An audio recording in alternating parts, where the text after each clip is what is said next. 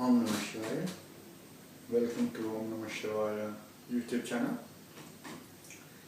This is last of the three-part series on logical proof of God. In this episode, this is the third episode, and in this episode we are going to explain the nature of the world, or the phenomenal world, creation of the phenomenal world, and why God exists, proven logically, scientifically.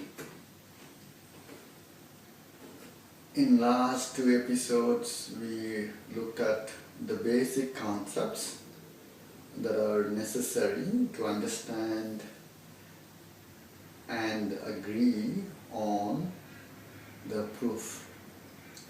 So we had in episode 1 we explained that three things are eternal, that is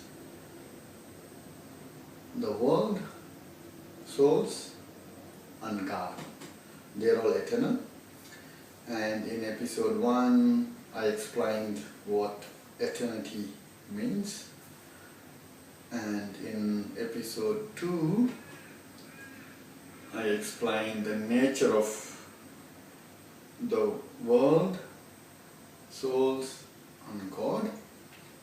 I explained that the world is not intelligent, souls are intelligent but don't know everything, but can be taught, and God is intelligent and knows everything simultaneously, and the souls can be taught by God or taught by anybody, but in this case only God knows everything, so God can teach the souls everything, but souls cannot know everything simultaneously like God does. So in this episode we are going to prove logically the existence of God, and before I get into the logical proof of God, we are going to make sure that we understand the ground rules. The ground rules are that we are going to rule out some of the arguments that religious or theist uses to prove God, and some of them are contentious. So we're going to rule out those contentious premises with which God is proved. So the first one being I think the most important one, is that creation of the universe or the world. The argument put forward for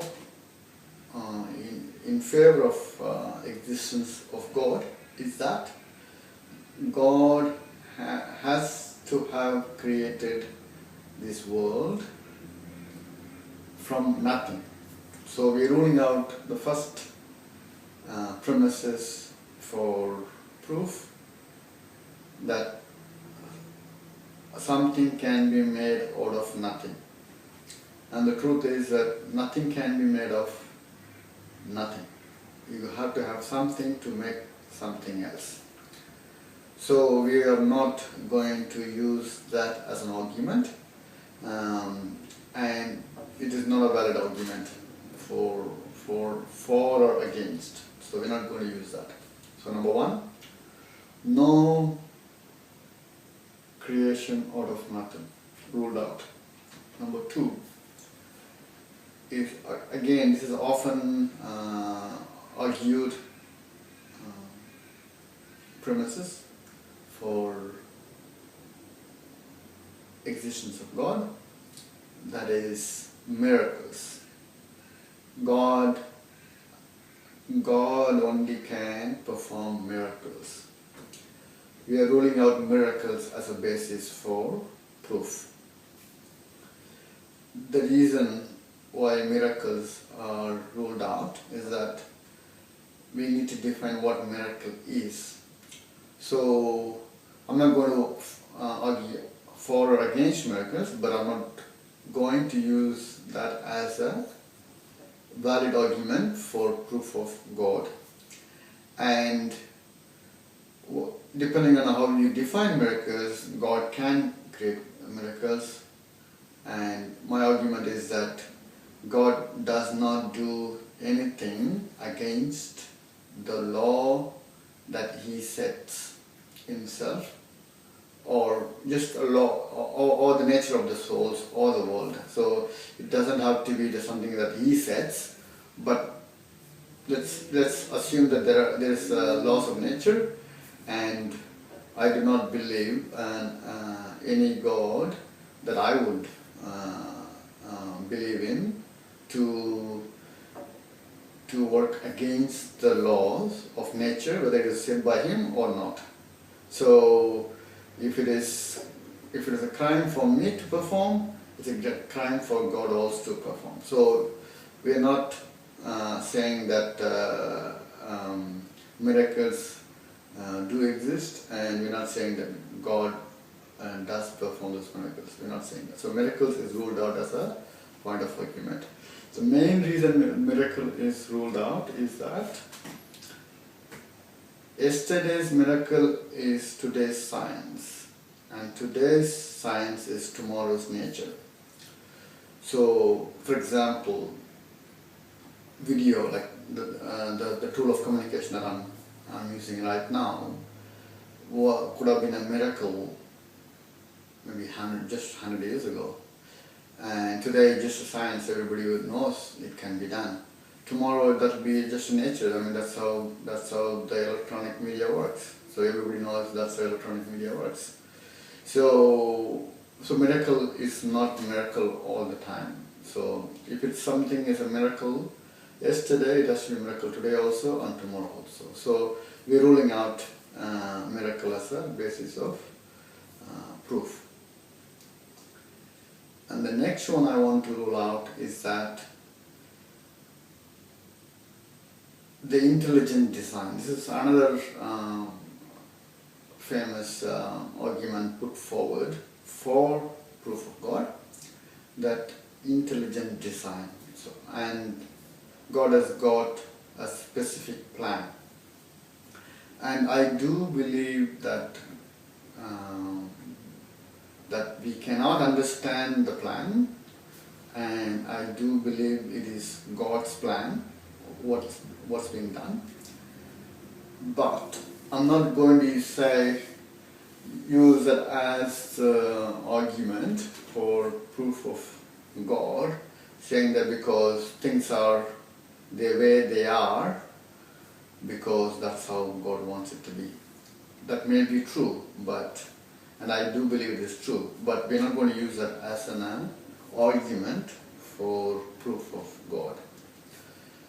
So that's the third point. We're not going to use the grand design or intelligent design as a proof of God.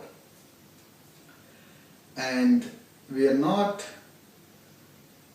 going to use some of the theories put forward by atheists against God either. Some of them are. I can see the atheist theories that I can see that the things are evolving, and I do believe in evolution theory, there is no question about that, but I'm not going to use it as an argument against God either. So we're not going to say, because of natural selection, the creation is done, and so because everything we see are basically created because of nature, and the way the nature works is that the fittest of the survival, and it evolves from one thing to another. While that is true, things evolve from one to another, and we don't know whether it is the reason behind or the power behind that evolution. So I could argue, okay, it's evolved from A to B, why it didn't evolve from A to C? So we don't know that, right? So we can't justify why it evolved from A to B instead of A to C. And while I do agree evolution theory, but I do not agree that as an argument against existence of God. So we're ruling out that evolution theory. And the other theory is chance of creation. So by chance things are created. And we are, I don't believe in that. I don't believe that anything happens by chance. Everything happens for a reason. So while I don't believe in it, and even if that is true, what the atheists say, we are ruling out that. We are not ruling in chance theory into this equation. Okay, so we set the scene for proof of God. That is, we are ruling out basically all these 5 theories: creation from nothing, and miracles, and your evolution, and chance theory, and intelligent design. Okay? Now, what we are ruling in, what we are considering for our argument is that a scientific method of proof. So if I say this is true, then I have to demonstrate beyond doubt. I have to demonstrate to you that happens even today. So we can see something with our own eyes. Okay, that is true. That concept, the concept I'm giving you is true. If we cannot prove today, then it is not for consideration. So we are considering only a scientific method of evaluation. Okay, so that's number 1, scientific method of evaluation. Number 2, we are going to use a method called inference, because the reason we have to use inference is that we cannot observe using our physical senses things that are of not material in nature. And we know there are things that are material, there are things that are non-material. So just to give you a good example is that mind is it's not a material. So you cannot scan a mind. You can scan your heart, you can scan your brain, but mind cannot be scanned. While mind has got influence over the body and the brain, that is true, but you cannot scan it, you cannot see it. But we know it exists. I know you have a mind, you know I have a mind. So we are not going to be able to say, okay, here is mind. So a similar way you can't say, oh, here is God, right? So we have to infer that the God exists. So we're going to use a method called logical inference. Okay, so when I say logical inference, I cannot infer anything if I don't have some point. At some point, it's something that I should be able to see or feel. For example, mind, for example. So you know the mind exists, but because when you're talking, you're thinking in your mind first, and then that mass signal is sent to your brain, and then the brain makes your mouth and tongue move, and the word comes out. So the word can be heard by yourself. So you know that, okay, I know that I'm thinking in my mind, and that mind is executing the action of speaking. So because the speaking can be heard, you say, okay, because I can hear the speaking, but I can also feel the mind, so I know the mind exists. And when other people speak also, I know, okay, because it is started from their mind first. So something that I can hear happens, right? So if, let's say, you say something to me, then I know, because of my experience, I know that it must have started from your mind. So what you said reflects what you thought, correct? So by hearing what you said, I infer that that is what your mind is thinking at that point in time. So I think I made it very clear that what I mean by a logical inference. So we are trying to infer on a concept. So to give you a better example is that we see a smoke, and by looking at the smoke we know that there must be a fire, right? So why do we say that? Because fire and smoke have a direct relationship. So that is, it is true that wherever there is smoke, there is fire. How do we know that?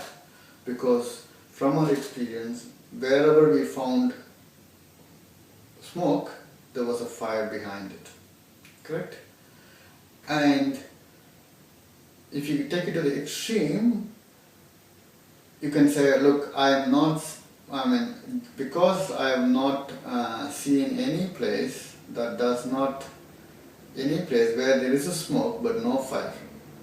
Because I haven't explored every corner of the universe, okay, wherever I saw there is fire behind the smoke, I agree, but I cannot come to a conclusion because I haven't explored every corner of the universe to know that there is a possibility that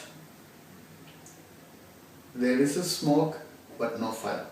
Okay, so it needs a little bit of, say, intelligence to agree and accept.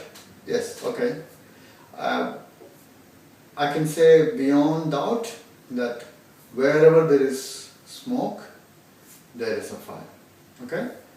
So if you ask this to a kid, so if you ask a kid, do you agree that wherever there is smoke, there is fire? Like, I'm talking about 5-year-old kid. He will say yes, you will agree that. Okay? He also hasn't seen everywhere, but he's got enough intelligence to say that, right? And so we are all adults, so we need to be able to at least agree on that concept. So that is basically logical inference. Okay. So notice in this logical inference, we have to have a physical evidence also. So we must have seen smoke with fire all the time that we've seen for us to agree on the inference. Otherwise you can have inference for everything, right? So inference is limited by the physical aspect as well. So anything can be, you can come to a conclusion in one of 3 ways. One is that by perception. By perception, I mean you can perceive it. So you know that fire burns. So you can touch the fire and then yes, fire burns, right? So that is by perception, or by seeing, by hearing, smelling, whatever. So through sense organs you can come to a conclusion on a particular conclusion. Number 2 is the inference, the method I told you. But in inference again, if you say B happens, if A happens, okay? If A happens, then B definitely happens, okay? Then you need to establish that there is a direct relationship between A and B. If A, then B. That has to be there. So it can't be if A, maybe B. No. It has to be if A, then B. So that has to be established. And then this if A, then B must have been established in your perception method also. Okay. So the A could be, say in this case, invisible and B is visible. So we know, okay, because B is there, I infer, therefore A. Okay? So that's the method of inference. Third method is what we call scientific journals. Or you can say journal, or you can say scriptures in spiritual terms, or you can say some documents that has been passed on to us, or documents or some messages that's been passed on to us. Okay. Now, why do we accept that? If you're a decent scientist, you do accept certain rules and axioms that has been created by the scientists before you. So in similar way in spirituality, you accept certain people, like let's say you accept certain things that Jesus said, not what said in the Bible, but Bible could have been said by somebody else, but because you accept Jesus as a prophet or God or whatever, you accept what Jesus said, okay? Or you accept what Krishna said, or you accept whatever your teacher said, or your mother said. So it's basically what we call as scriptures. But we're not going to go into that. So we're not saying, I'm not asking you to believe any of the scriptures that I'm taking these materials from, but there is also another method. So because certain things, because we haven't had experiences, so we do not know those things. For example, you do not know about a married life until you marry, right?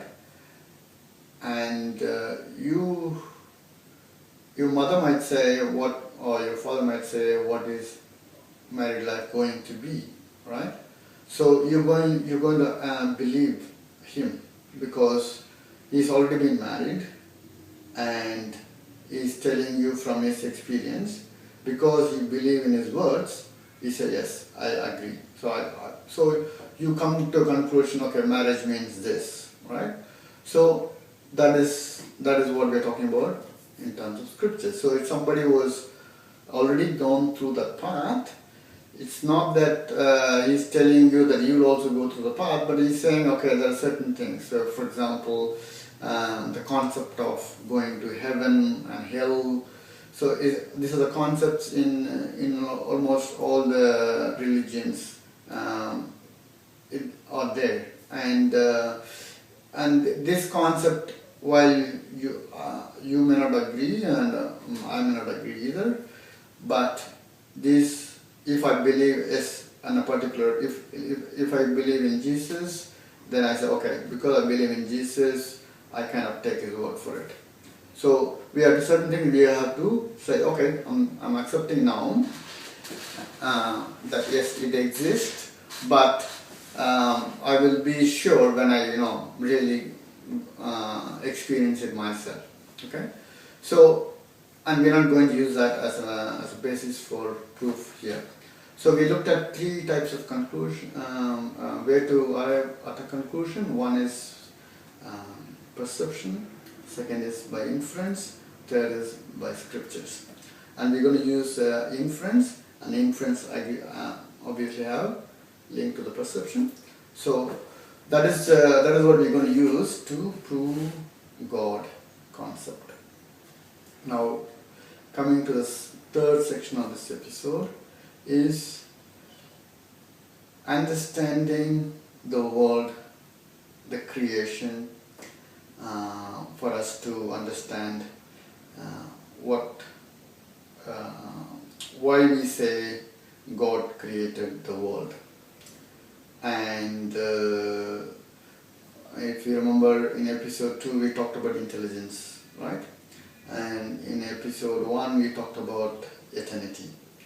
So just to reiterate before we go into this next topic, is to say that those three things are eternal, and the world eternal but not intelligent, souls eternal, intelligent but does not know everything, can be taught. God is intelligent, knows everything, and knows everything simultaneously. Okay? Now, the world. The world, we say, world is created. In the scriptures that I am taking from, world is not created from nothing. World is, when we say world is created, I mean they don't use the word creation actually, they use the word almost expansion. So what happens is, you have, I mean this is some of the things that I'm talking to you about are already being explained by deGrasse Tyson. Videos. Is the head of American Museum of Natural Science. So it kind of correlates to what the scriptures are saying. So what the scriptures are saying is that the whole universe basically expands from a portion of what we call Maya. Maya simply means is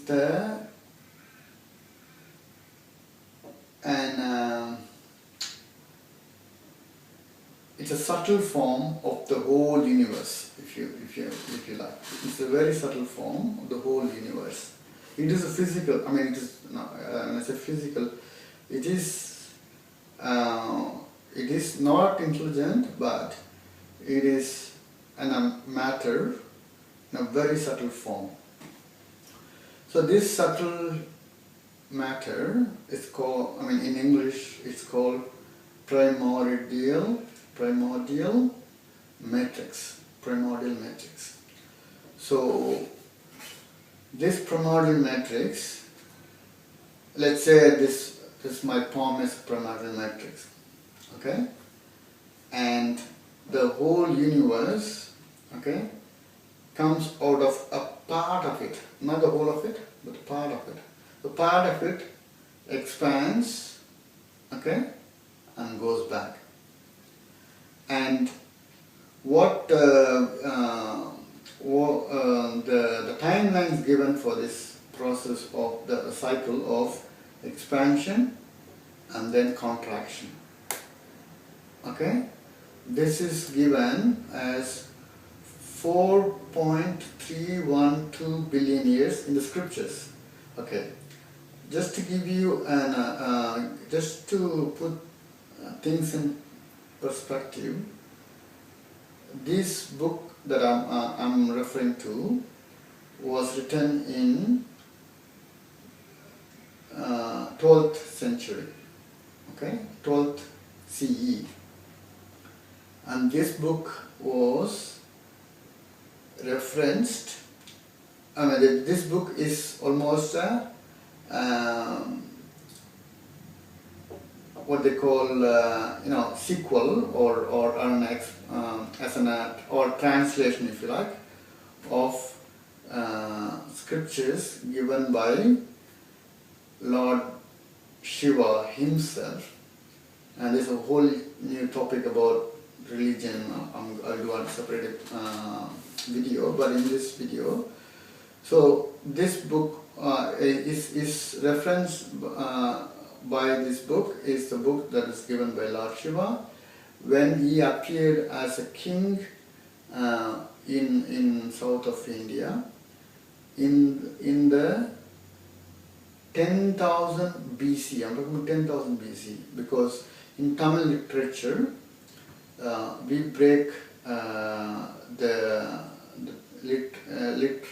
liturgical periods into three parts. It's the first. It's all these periods are called Sangam. Sangam means get together of poets. So this Tamil literature periods are first Sangam, middle Sangam, and last Sangam. And the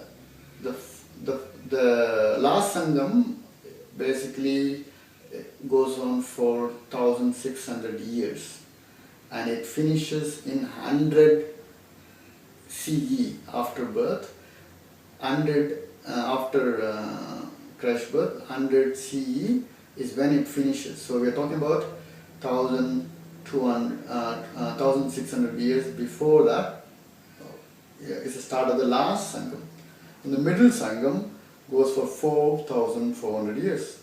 And then the first Sangam is around 5,000 years. So you can imagine. So we're talking about at least 14,000 years ago this material is coming from. So the material that I'm referring to was written in 12th century, but it refers to the book that was written apparently. I'm not saying it's. I'm not proving this with historical evidence, but I'm saying apparently so many years ago. So then itself it is given that period for expansion and contraction is 4.312 billion years.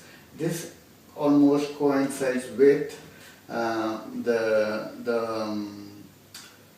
the age of Earth by the scientific community now.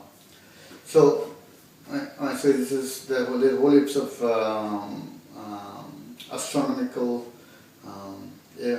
facts that is given in scriptures so many years ago, and people are finding only now. So we're not going into that now. So it is enough to say that this expansion theory is something that scientists agree on. Even the contraction theory, scientists agree on, because scientists can tell us today that there are stars which are born and there are stars which are dying. So it's that expansion and contraction we know, and you can see that in a day-to-day life. We see people born and die. So they have this birth and death is happening. So it is a similar thing. It's a birth of universe and death of universe. So that happens, and that is coming from a part of the whole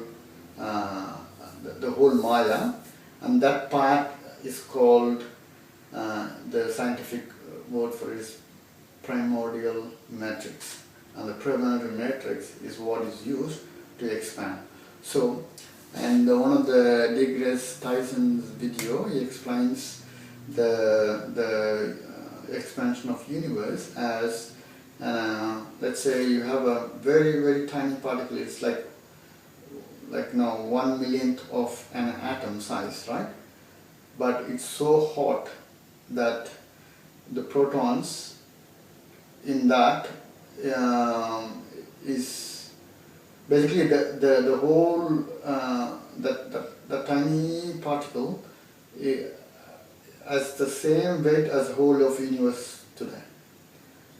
Okay, but then the size, the loss of size is compensated by the heat in the particle. So it is like millions of degrees centigrade heat, but it is so tiny.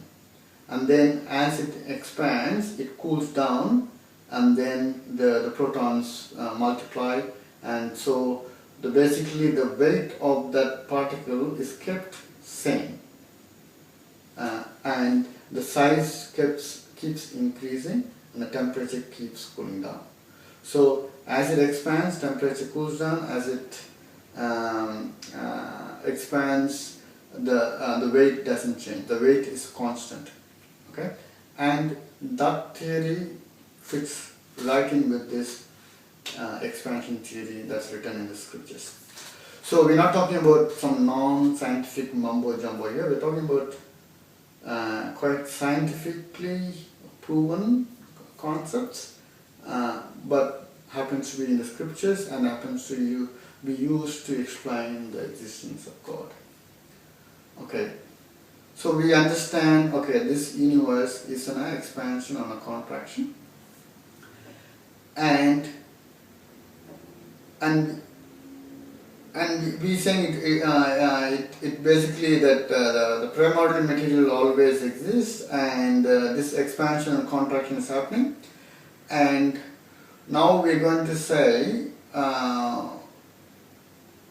this world is of creation. So what when we say creation, we're talking about this expansion.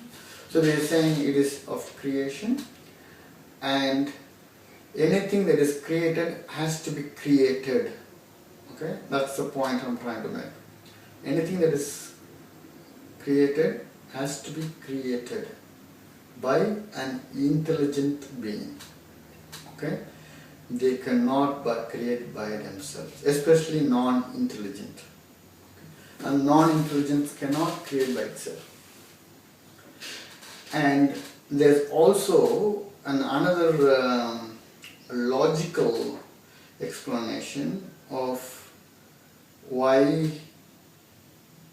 materials cannot be intelligent, because let's say we say that soul created by itself, soul creates itself, okay, just for argument's sake.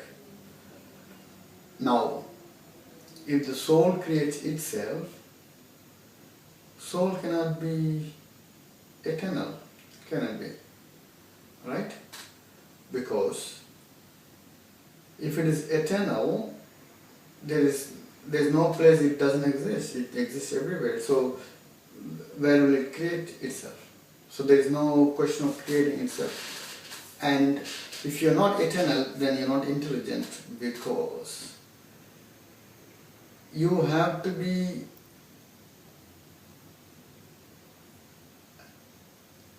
eternal to be intelligent.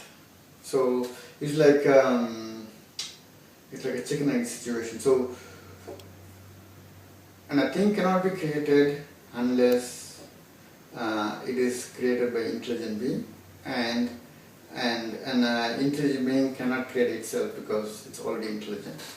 Okay, so if you've got any questions on that, please comment. I will do a separate section on it, because for now, let's agree, you and me agree that creation has to be created by an intelligent being. Okay, so I think I hope you agree on that, because if you've got a question on that, that's a very basic question, because we have to establish that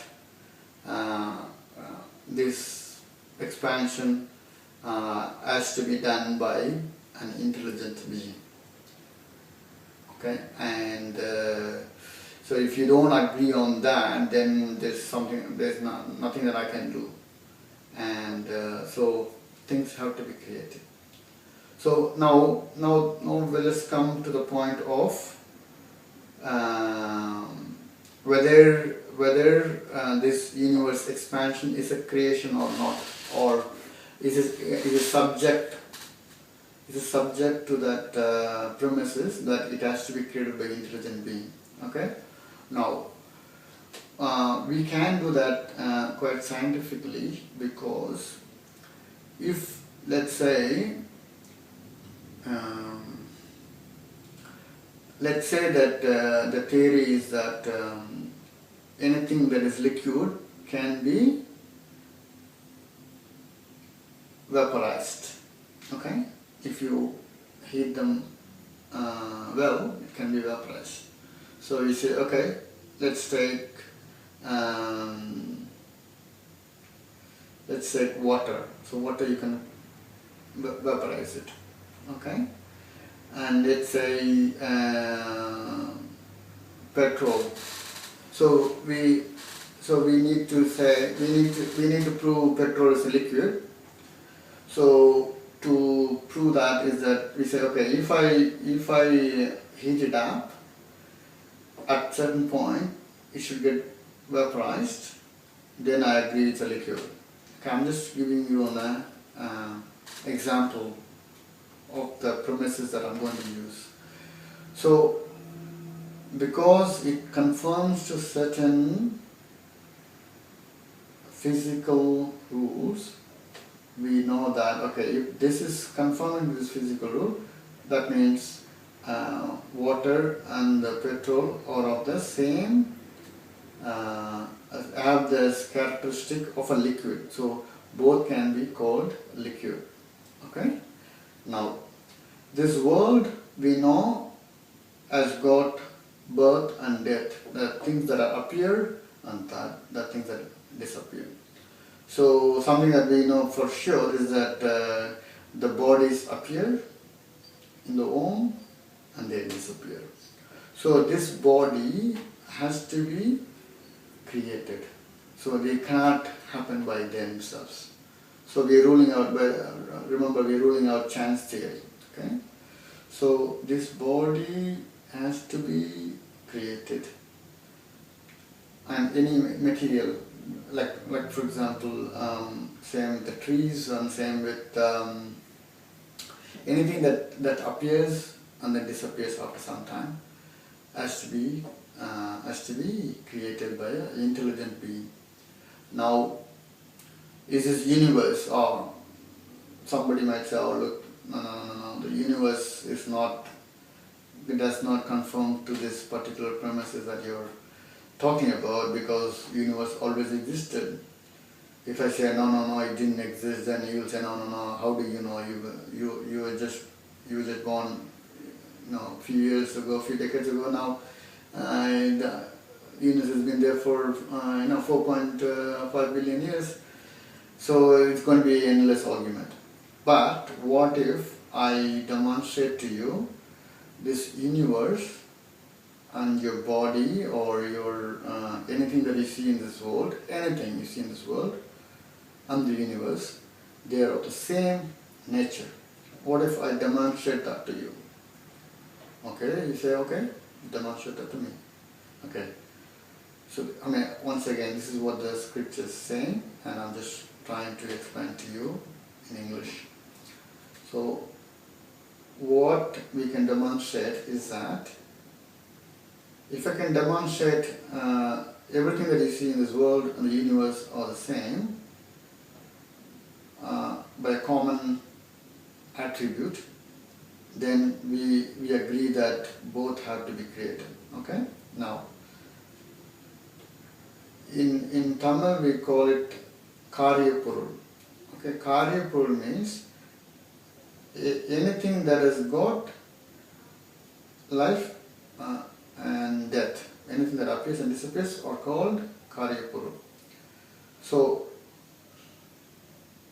a Karyapurul or a created thing has to be of this particular nature. If something falls within this nature, then it is called Karyapurul, or it is something that is created. That is, if anything is made out of parts, very, very careful, anything that is made out of parts, then it has to be created. Correct? So just think about it. If things are made out of parts, it has to be created. At least it has to be assembled. Correct? So, you take human body, it's made of parts. Eyes, mouth, nose, hands. You take a chair made of parts. Okay, you take the door, made of parts. Then you can say, oh, what about atom? Oh, atom also made of parts. It can be divided, right? So anything that can be divided or made of parts is created. So universe obviously is made of parts. It's made of sun, moon, earth, Venus, Mercury, right? Made of parts. So anything that is made of parts have to be created. Okay? So now we are establishing the basic premises for our inference, which is anything that has got parts have to be created. Number one. Number two, only intelligent being can create them. Correct? Okay, now only we talked about intelligence in the last episode, episode number 2. The intelligence have to be there before things are created, correct? And we established that souls cannot have the intelligence already. Okay? Now you might dispute this point that souls have the intelligence already. All the knowledge that one needs to have are already there. And so if that is the case, they should always be intelligent, right? They should not be going from kindergarten to PhD. You should be straight away into PhD, right? Because the fact that you're going from step by step by step by step by step is proof that you do not have the intelligence of everything. Okay? You do not have that. So, because souls do not have it, we are presupposing that the God, there's one intelligence or soul, one soul, we call it God, that knows everything simultaneously. That is the intelligence that has created this world. Okay? Now, it proves that God exists because there has to be a or many intelligence. We'll argue about why only one God. But for now, for this proof of God concept, we have established that universe is a creation from material that is eternal, but expansion is what we call creation. So universe is a creation because it is made of parts. Anything that is made of parts have to be created, and anything that is created have to have been created by an intelligent being. Okay? And we have established that souls are not fully intelligent, right? At least they are not intelligent enough to create the universe. I think you would agree at least this much, because if the souls are intelligent to create the universe, they should be able to create a single life now. You can't create a tree, right? You cannot. You need a seed to create a tree. So if soul is capable of creating a universe, you should be able to create something now, today. So we are saying God, one intelligent soul, we call God, is the one that has created everything that has to be created. And this God is creating even today, because if you see a tree coming up, He has created it, okay? And then you ask, okay, give me physical evidence that He is the one who's creating it. Then we have to go to that inference logic, that is, wherever I see smoke, there is a fire. So wherever I see creation, there is the God.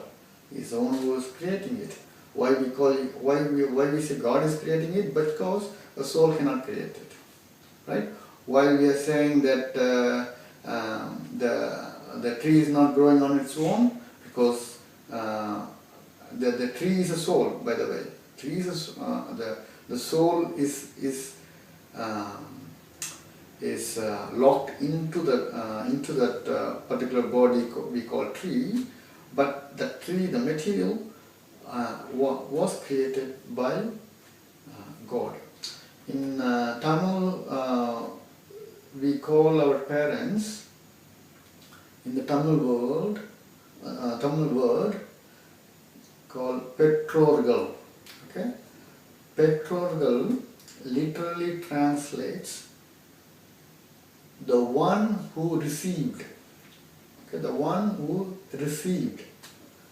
In English we call our mom and dad parents. I do not know the meaning of parents, but in Tamil the word we use to denote parents is Patrorgal. Patrorgal literally means one, the ones, meaning the couple, the couple that received. So you are receiving your children from God. So that the body that we call children are received from the God. So that's how rich the language Tamil is, and it's pretty old. It predates any language that is known today. It predates all languages, and it kept its words, a lot of its words, even today, and it's the longest surviving language in the world. So the reason I'm giving you that little bit about the language is that a language is a great tool to pass on the message, pass on the knowledge, correct? And that is probably one of the weaknesses of English, because English is a phenomenon. It is not a language that was created consciously by a group of people.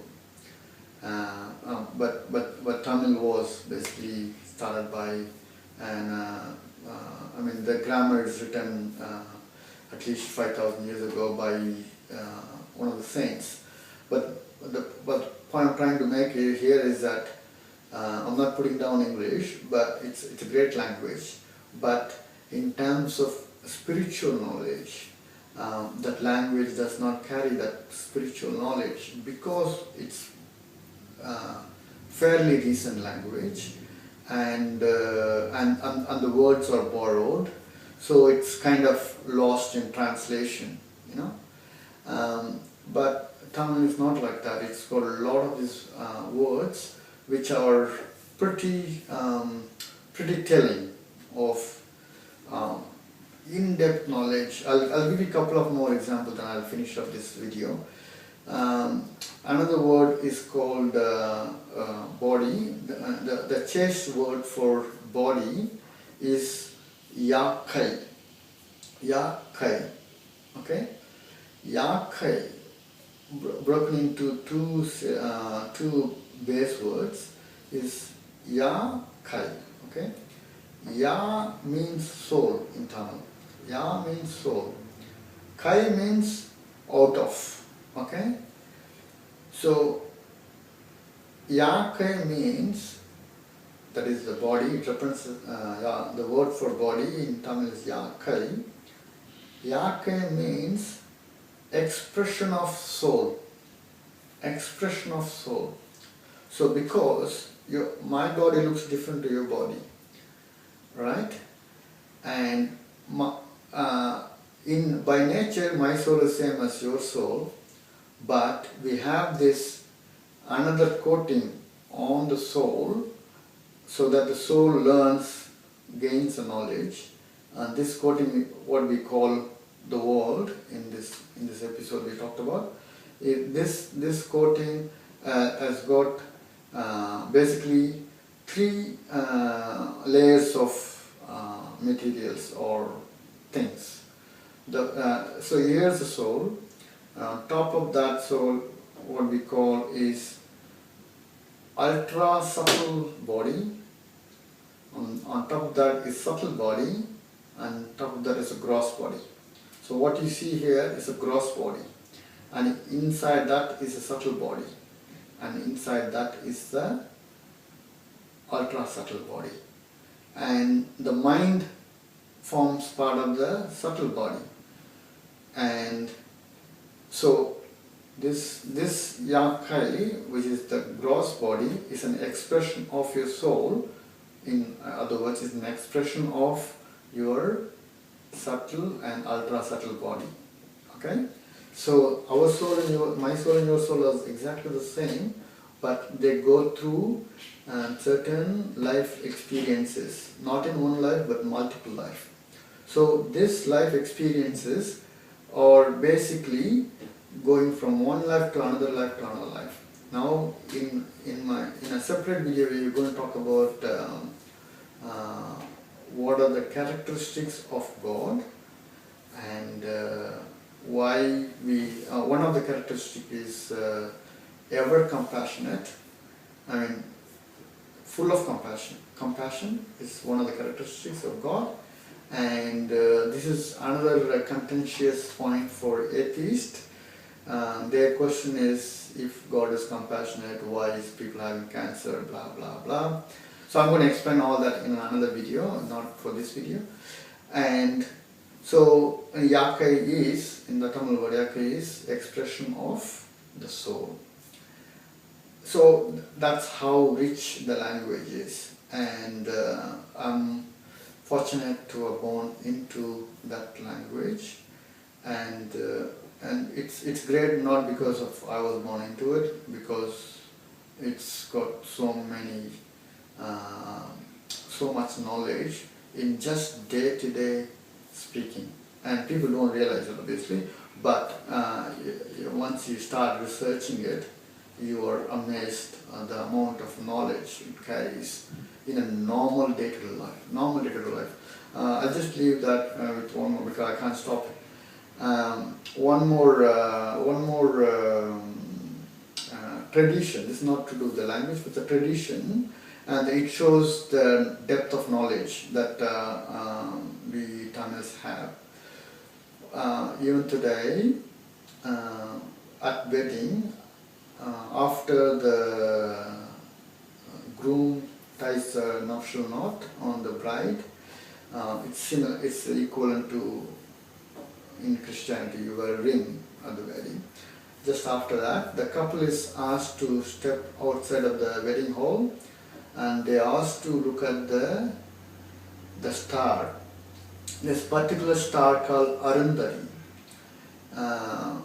And this star, you can see it in the sky, and this star can be seen as a one speck of light, but it's actually twin stars. It is Arundhati and Vasishta, the twin stars, and this twin star has got a very unique quality, and that is that people are asked to look at. The couple is asked to look at it.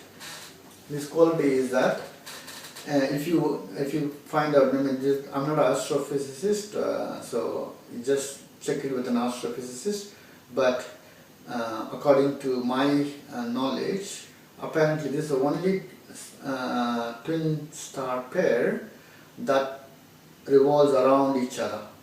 Okay? Normally if it's a twin star, one star will be stationary, the other one will be going around it. And this Arundhati and the Vasishta is the only star that goes around like this. Alright? Normally the twin stars goes around like this. So it is a symbolic way of telling the couple, this is how you need to live. You got to revolve around each other. It's not that one person's stationary, another person rotates. Okay? So again, I'm just trying to give you an idea of. So people dismiss, one of the comments that I heard was that, oh, this is primitive civilization. We don't know whether it was primitive civilization or not. We don't know, because in fact we lost a lot of knowledge in the pass of time. So much information was there before. For some reason it's lost, and it's not lost permanently, but it lost temporarily. So with all that, I hope I was not boring you, but just to recap, and then we finish up this series, and we'll have a different series on souls and the world in detail if you want to.